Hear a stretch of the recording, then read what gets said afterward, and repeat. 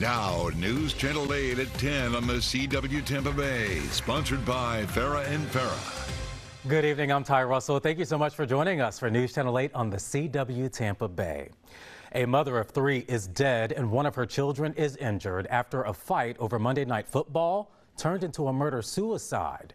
News Channel 8's Ryan Arbogast is in Lakeland tonight with the grieving family as they visit their niece who is still in ICU. This family just wants to know why their sister was murdered, why their 13-year-old niece is fighting for her life in the ICU, and why something as simple as changing the channel on the television could simply destroy a family. I would tell her that I'm so sorry and I couldn't be there to protect her as her big sister.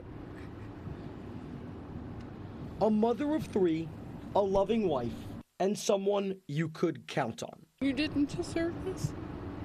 But I promise you I will love your baby so hard.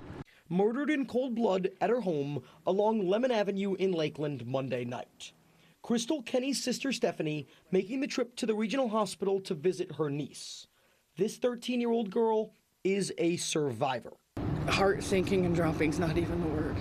The Polk County Sheriff's Office says this man, Jason Kenny, Crystal's husband, killed her and shot his stepdaughter in the face after refusing to turn off his football game. It's sickening to know that he would go around telling people how proud he is of her. Sheriff Grady Judd says the victim's 12-year-old son called 911. And when emergency crews rolled in, even they were horrified, finding the teen and mom, plus a 1-year-old in a crib, untouched. This is things that are never supposed to happen. This husband turned accused murderer has no prior arrests, and Polk County was never called for domestic abuse. He made us all believe he was this picture-perfect guy. But you would have never expected. He was so easygoing. Kenny ended his life hours later during a standoff in Lake Wales. The only thing he did right that night was shoot himself, leaving 3 children without parents a few days out from the holidays. I think the world wanted to get to know my sister. Sheriff Grady Judd and this family say in the wake of this tragedy, there were 2 Christmas miracles. That 13-year-old girl is up, talking, and is expected to be okay. And all of the deputies in the Polk County Sheriff's Office that worked the case came here to the hospital to wish her a Merry Christmas. Reporting in Lakeland tonight, Ryan Arbogast, 8 on your side. Ignorance of the law is no excuse, so you need to make sure you know about the new rules that take effect just next year. News Channel 8's Marilyn Parker joins us in studio with details on all these changes. Marilyn. We're just days away from the new year, and new laws will take effect come January 1st. Here's a look at the few changes that you need to know as we enter 2026. Let's start with health. A new law prohibits state employees from having to share the cost of diagnostic or supplemental breast exams. That means no deductibles, copays, or out-of-pocket expenses for these exams. Susan G. Komen, the world's leading breast cancer organization, commended the Florida legislature for the move. In a statement, the vice president said instead of foregoing these services due to costs, this life-saving legislation means they can now receive the breast imaging they require, likely leading to an earlier breast cancer diagnosis and often better health outcomes. Senate Bill 1808 also goes into effect January 1st. This new law will force healthcare providers to refund a patient within 30 days of overpayment. If they don't, the facility could face a $500 penalty or be subject to disciplinary action. New laws for pets and animals will make it into the new year as well. The Florida Department of Law Enforcement will be required to post and maintain a database of people convicted or who plead guilty to violating Florida's animal cruelty law. Governor Ron DeSantis proposed protections for pets across the state this year. I think it'll be good for Florida. I think it'll be good for everybody, but it'll particularly be good for man's best friend. Starting in 2026, the Office of Insurance Regulation will also be keeping an eye on pet insurance and wellness programs. This new law will make it illegal for pet insurance agents to engage in any unfair or deceptive acts. You can read more about these and other new laws on our website, WFLA.com. A new bill at the state capitol is designed to improve transparency, accountability, and fairness for Floridians living under community associations. Now, it comes as concerned residents across the state continue to turn up the pressure for change. News Channel 8's Capitol Bureau reporter Mackenzie Laporte's in Tallahassee with that story.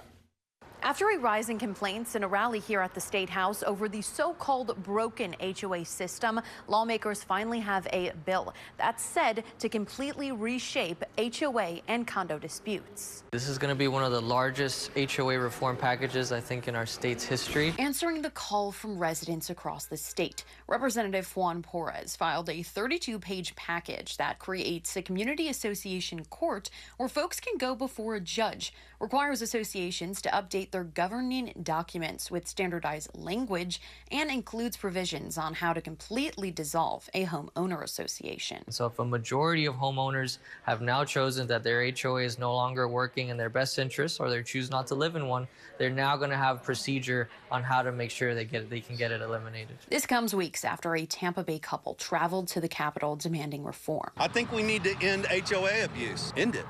Enforce the law. Paul and his wife, Brandy Miller, brought with them a stack of letters with concerned residents sharing their stories. For some, it's harassment, unfair fines, and being ignored or lied to, while others were pushed out of their homes, falling into debt, trying to fight these battles. And all caused by homeowners associations and boards of directors that were acting outside the law. Representative Perez met with the Millers and constituents across the state and believes this bill will help those who question what's going on in their homeowner association. I get emails and calls from the Panhandle all the way to the Florida Keys. Lawmakers will return to Tallahassee January 13th, and it remains unknown whether this piece of legislation will drum up enough support to make it to the governor's desk. Reporting here at the state capitol, Mackenzie Laporte, 8 on your side.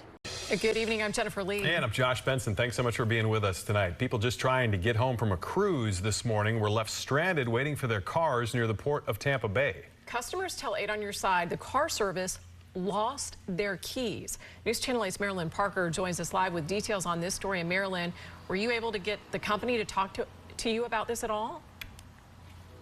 The company told us no comment, but these customers gave us a mouthful. They sat here for hours, frustrated, trying to figure out where their cars were, but they assured me one thing: they won't be using this service again.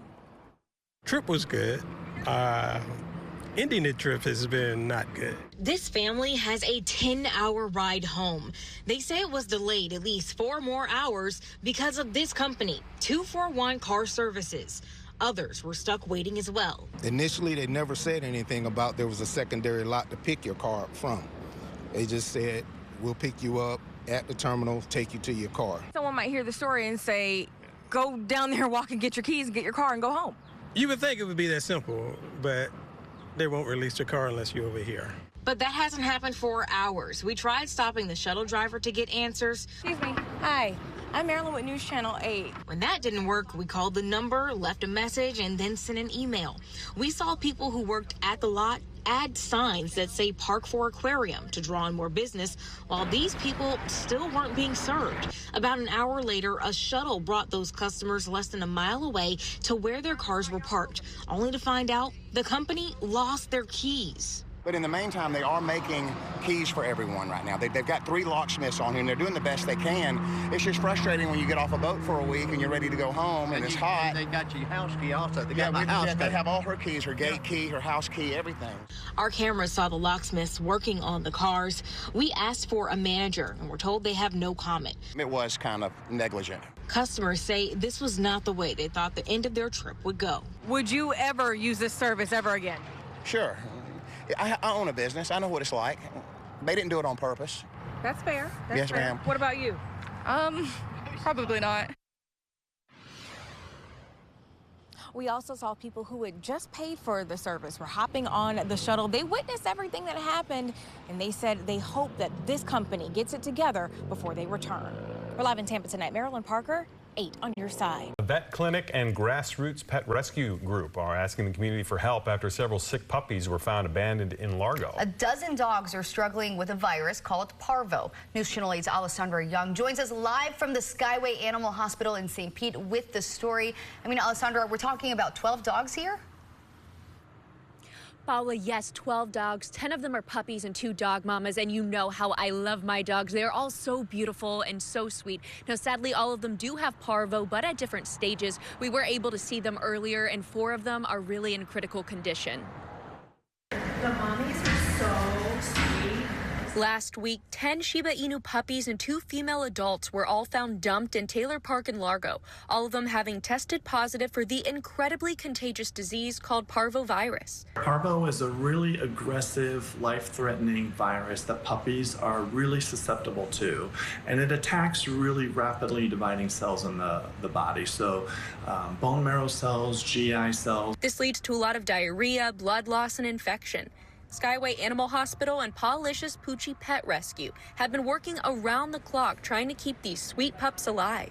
One thing we're worried about is infection, so they have to get IV antibiotics 3 times a day every 8 hours, and they also are hooked up to IV fluids. They tell me Veg St. Pete helped them with their treatments, but it's very pricey, so that's where they need the community to step in. We've had a lot of supplies donated, which is great. We are great on supplies. We need donations to handle the vet care. You're looking at $3,000 bare minimum per dog. While 4 are in critical condition, the rest are in different stages of recovery, some even asymptomatic. Happy factor when you see them moving around, starting to eat again and get better. But the vets have a message for owners. Parvo is preventable. You just need to get your animals vaccinated. And for any dog owners, they encourage you to avoid Taylor Park if your dog isn't up to date on shots, because that area is still infected.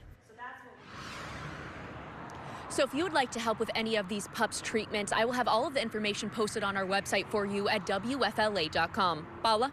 It's heartbreaking indeed. And Alessandra, you mentioned these dogs were found. Is Largo Police investigating this at all? Yes, and you know, it is absolutely heartbreaking, and I did reach out to Largo PD. They did confirm they are investigating and trying to find out who on earth left these puppies there in the park. If you have any information, you're asked to contact them directly. All right, good to know, Alessandra. Thank you so much.